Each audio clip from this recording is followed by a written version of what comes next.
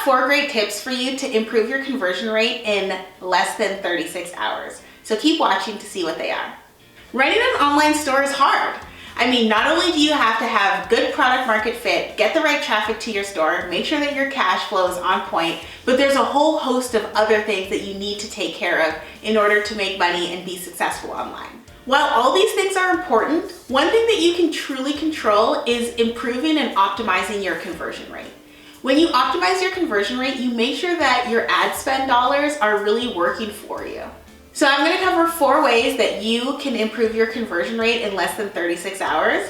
And those things are minifying your photos, creating better product pages, adding social proof, and retargeting cart abandoners. Okay, let's go over minifying your photos. There's a whole blog post on this that I'll link to in the description, but the gist of it is that you want to make sure that your photos are progressive and that they are compressed. I mean, of course you want to have high quality photos, but you also want to make sure that they load quickly for your visitor.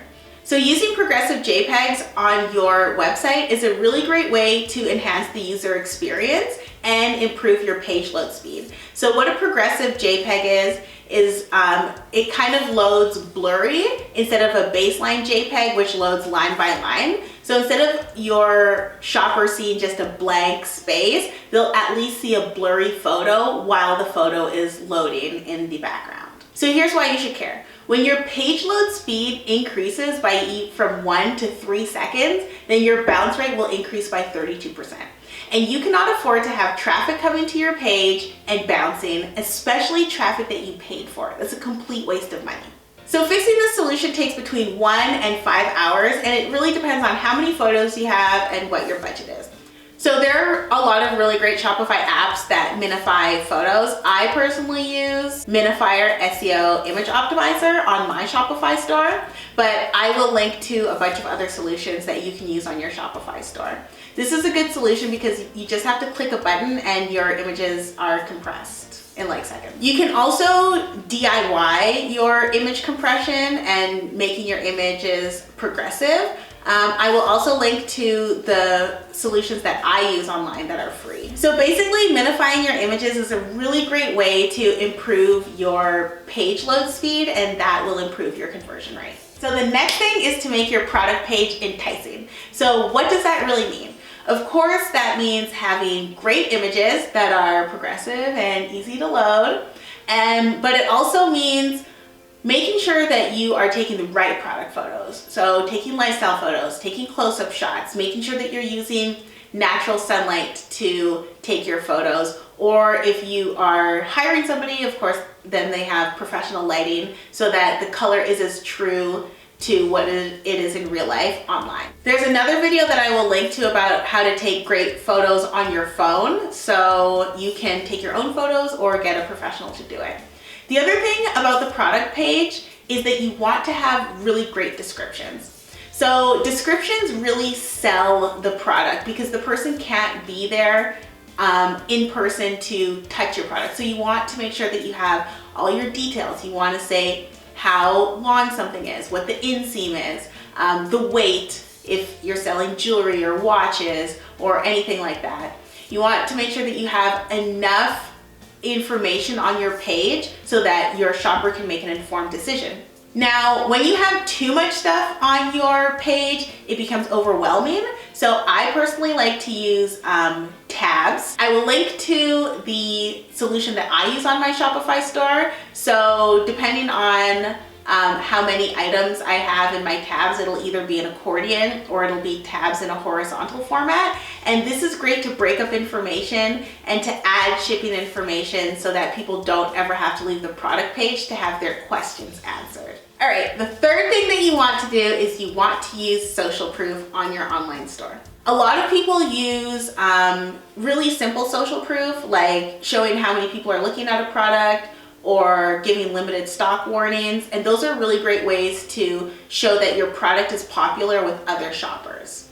This helps to increase urgency and it really makes people feel compelled to buy your product when they see that there's limited stock. This is especially good for beauty brands and fashion brands because a lot of beauty and fashion customers want to be the first and they want to be on trend. If you show that there are a bunch of people looking at one product and there are only like 15 left in stock, then somebody's more likely to buy. The other thing you want to do to utilize social proof, especially if you are in a fashion, again, or beauty kind of space, is you want to make sure you have customer photo walls, displaying your Instagram photos from your customers, displaying your product review photos from your customers, making sure that you have your reviews and testimonials available for people to see on your product page or on your homepage is an excellent way to improve your conversion rate because it builds trust. And I personally use Fera Social Proof on my website. I mean, disclaimer, I do work for Fera, but I have it on my online store and it works really well. All right, the last thing that you want to do is you want to set up an abandoned checkout